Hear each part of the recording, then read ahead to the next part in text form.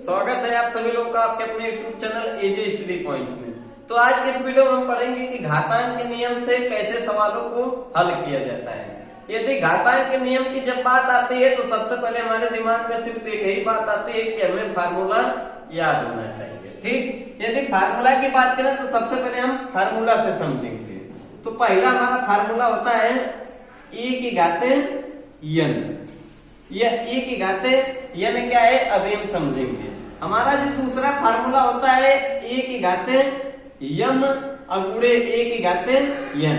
और जो तीसरा हमारा फार्मूला होता है e की घाते m भागे a की घाते n, या इसको आप लिख सकते हैं कि a की घाते m बटे a की घाते n।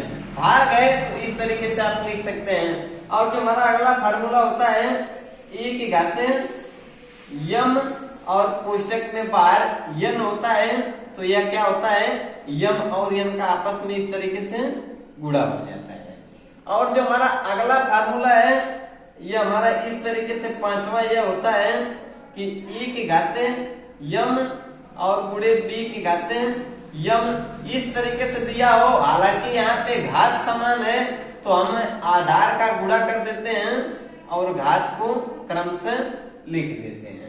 तो यह तो हो गई फार्मूले की बात। अब हम प्रत्येक फार्मूले से एक एक सवाल को हल करेंगे। हम समझेंगे कि कैसे दैनिक जीवन में यह इस तरीके से फार्मूलों का प्रयोग होता है। तो पहला फार्मूला हमारा ए है। तो पहले सबसे पहले हमें यह जानना जरूरी है कि यह e की घाते n जो दिया है इसमें a और n का क्या रोल है, क्या है। ठीक, इसको आप इस तरीके से समझिए। हम सबसे पहले समझेंगे कि ये जो हमारा a की घाते n है इसका रोल क्या है। तो जो हमारा a की घाते n है नीचे वाले को हम क्रमशः क्या करते हैं आधार। तो हमारा a आधार है और n की बात करें तो n ऊपर है, n को हम क्या करते हैं घात। अब सवाल आपको कैसे देखने को मिलता है। सवाल मान लीजिए पहला हमारा दिया है 7 की घाते 2। तो इसमें 7 आधार है और 2 घात। 7 की घाते 2 दिया है मतलब 7 का कितने बार गुणा 2 बार। जितने बार घात दिया रहता है उतने बार गुणा। तो 7 का गुणा कर देंगे 7 गुणे 7 और 7 7 49। इस तरीके से हमारा आंसर मिल गया है। ठीक, अब ये तो पहला फार्मूला। हम बात करेंगे दूसरा। देखिए आधार समान हो तो हम घातों को क्या करते हैं जोड़ देते हैं m धन n।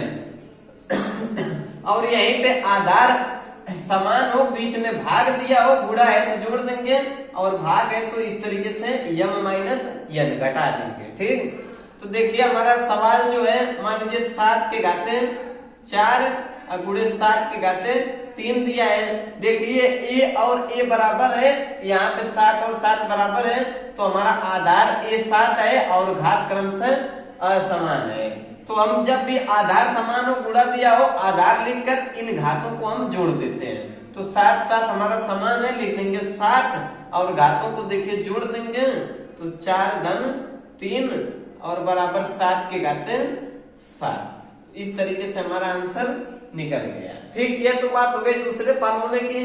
अब हम बात करेंगे कि हमारा तीसरा फार्मूला क्या है। तो देखिए जो हमारा तीसरा फार्मूला है यह भाग वाला है।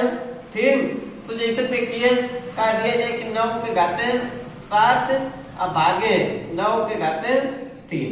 अब देखिए यहाँ पे आधार आधार बराबर है लेकिन घात असमान। तो आधार को लिखकर घात असमान है घटा दिया जाता है। तो हम यहाँ पे 9 लिख देंगे और घातों को क्रम से घटा देंगे। 7 माइनस 3 अब बराबर 9 के घाते 7 में 3 घटाएंगे 4। तो इस तरीके से हमारा आंसर मिल जाएगा बहुत ही आसान तरीके से। अब बात करेंगे हमारा फार्मूला चौथा क्या है। ठीक, इस तरीके से आप लगा सकते हैं जो हमारा चौथा फार्मूला है। अब देखिए यहाँ पे e की घाते m n जैसे कह दिया जाए 4 की घाते 2 है और कोष्टक के बाहर 3। आधार हमारा a 4 है, m हमारा 2 है और n हमारा क्या है 3। तो हम बताए हैं कि m और n का आपस में गुणा हो जाता है तो लिख देंगे 4 m और n का आपस में गुणा हो जाएगा 2 गुणे 3 तो हो जाएगा 4 की घाते 2 तिहाई 6। इस तरीके से आप बहुत ही आसान तरीके से निकाल सकते हैं। ठीक, तो तो अब हम बात करेंगे पांचवा और आखिरी फार्मूला। पांचवा और आखिरी फार्मूला की बात करें तो इसमें हमारी घात जो है समान रहती है, लेकिन हमारा जो बेस आधार है वह असमान होता है। तो देखिए जैसे कह दिया जाए 5 की घातें 4 और गुणे 6 की घातें 4। अब देखिए यहाँ पे हमारा जो घात है 4 बराबर है, जिसे यम नियम दिया है, और आधार असमान, ए और गुणे बी असमान, तो हमारा 5 और 6 असमान है आधार, लेकिन घात क्या है 4 बराबर है। तो यहाँ पे लिख देंगे, सबसे पहले देखिए पुस्तक किस तरीके से हमें बनाना है, घात समान है तो घात को लिख देना है 4, 4 घात समान है लिख देंगे 4। आधार का आपस में गुणा कर देते हैं, ऐसे कंडीशन मिले तो लिख देंगे 5 गुणे 6, हम गुणा कर देंगे 5 6 30, और बाहर हो जाएगा पुस्तक के बाहर 4। ये हमारा हो गया आंसर। तो इस तरीके से आप आसान तरीके से घातांक नियम के इन 5 फार्मूले से बहुत ही आसान तरीके से निकाल सकते हैं।